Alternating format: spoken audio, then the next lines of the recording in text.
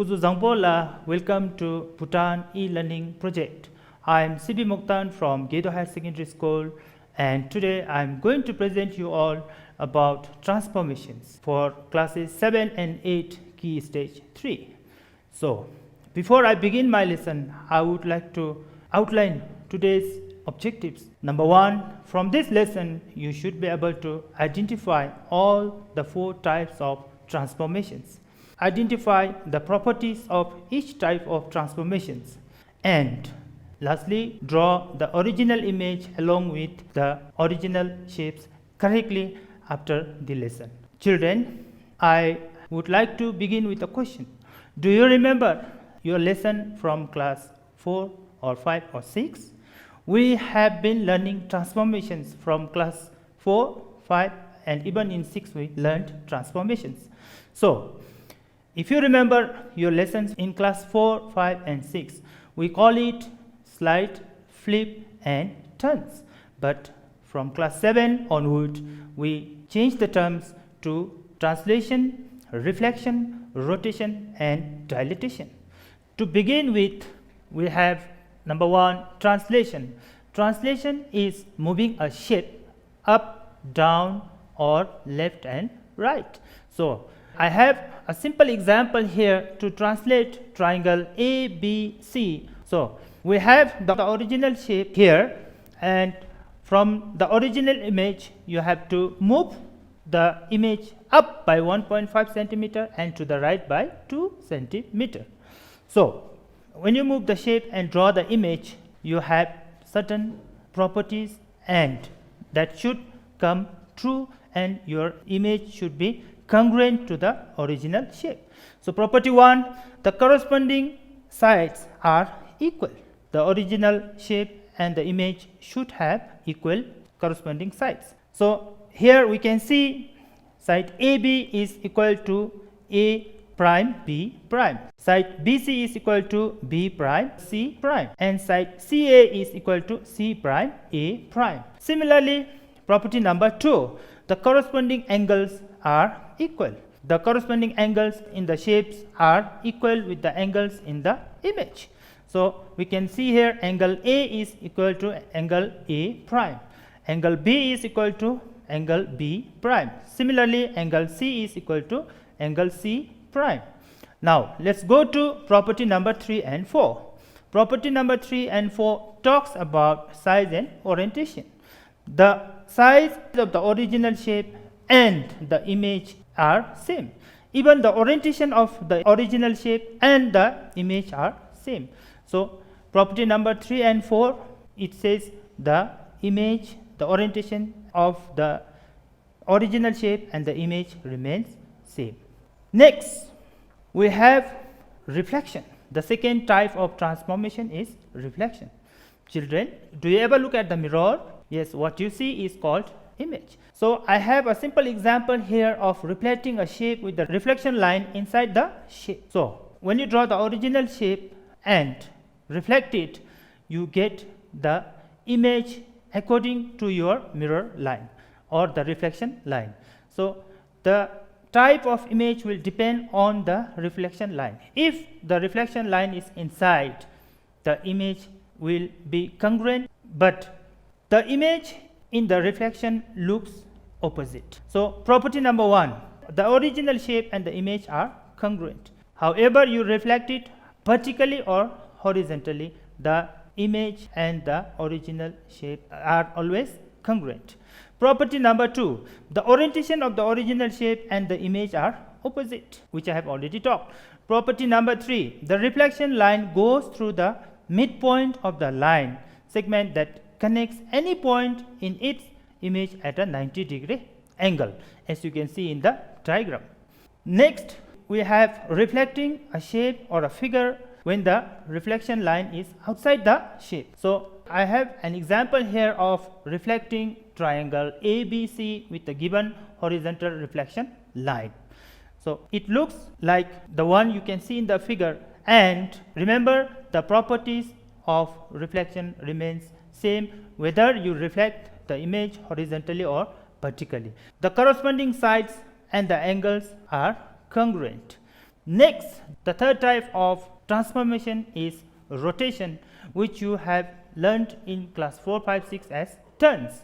A rotation is a circular movement either in clockwise or counterclockwise direction from a turn center which is fixed. Now, let us look at the diagram of clockwise and counterclockwise to make ourselves more clear. Now, I have an example of rotating point r 75 degree counterclockwise around the turn center T. First one, draw line segment from R to T. Then construct the angle of rotation at T. Use a compass to measure RT and mark point R on the angle arm so that R prime T is equal to RT. So, R prime is the rotation image of R, as you see in the diagram. Now, the distance between R prime T and RT are congruent. So, now let us look at the property of rotation. Property number 1, the original shape and the image are congruent. The original shape and the image are congruent. Property number 2, the original shape and its image have the same image. Property number 3, if the turn center is on the shape, it is the only point that does not move. Otherwise, all points move in a rotation. Property number 4, each point and its image are the same distance from the turn center, that is T. Now, next, I have rotating triangle ABC 45 degree counterclockwise from the turn center T. Similar to the moving of a point from the turn center, we can also move shapes or figure following the same steps. Number 1, draw line segment from vertex A to T. Number 2, construct the angle of rotation at T. Use a compass to measure AT and mark a point A prime on the angle arm so that A prime T is equal to AT. Now, use a compass to measure TB, which means another vertex on the triangle, and mark a point as B prime. Now, make sure that B prime T is equal to BT. Next, use a compass to measure TC and mark a point C prime so that C prime T is equal to CT. Now, construct the triangle. After you finish constructing the triangle, check again to make sure that all the sides in the original shape and the image are congruent or equal. When you check it, if you do not get the sides congruent in the image, then something is wrong. You have to check it again and reconstruct it. So, this is how we rotate an image from the given turn center. The last one is dilatation. Dilatation is a transformation that changes a shape to a larger size. An enlargement, we call it an enlargement, or to a smaller size, which is also called as reduction without changing anything else. A dilatation is described by its number 1, dilatation center, which a point from where the shape is enlarged or reduced using a scale factor. Number 2, scale factor, the number that describes how much the side lengths of a shape have changed. If the scale factor is between 0 and 1, it is a reduction. If it is greater than 1, it is an enlargement. If it is 1, the original shape and the image are congruent. Now, let me demonstrate on dilatation. A dilatation of a trapezoid ABCD with a scale factor of half and dilatation center at O. Number 1, draw a line that connects the dilatation center to one of the vertices. Number 2, measure the distance from the dilatation center to the vertex. Number 3, multiply the distance by the scale factor, that is 38 millimeter times half is equal to 19 millimeter. The image vertex is on the line at a point 19 millimeter from the dilatation center. Now, repeat this for the other vertices. Connect the image vertices to complete the dilatation image.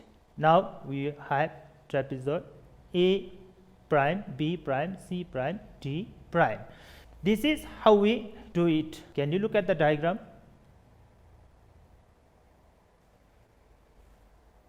Next, dilatation with enlargement. A dilatation of trapezoid A, B, C, D with a scale factor of 2 and dilatation center at O. Draw a line that connects the dilatation center to one of the vertices. Measure the distance from the dilatation center to the vertex. Multiply the distance by the scale factor, that is 19 millimeter times 2 equals to 38 millimeter.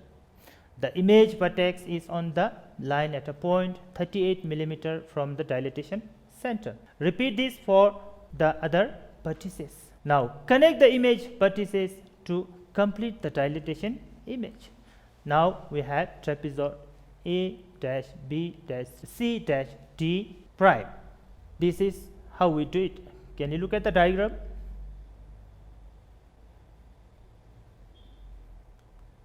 Now let us summarize what we have learned today. Dilatation, how to describe? A dilatation is described using the location of dilatation center and scale factor. Now what are the properties of the image after dilatation? The image is similar to the original shape or figure. The image and the original shape have the same orientation or direction. Number 2, translation is described using distance and direction. Now what type of properties do we get after the translation? The original shape and the image are congruent. Number 2, the original shape and the image have the same orientation. Number 3, reflection is described using location of reflection line. It can be outside the shape or inside the shape. Now what type of image do we get after reflection? The original shape and the image are congruent. Number 2, the image always have opposite orientation to the original shape. The last one, rotation, is described using location of turn center. It can be outside the shape or inside the shape, and angle of rotation and direction of rotation, that is clockwise or counterclockwise.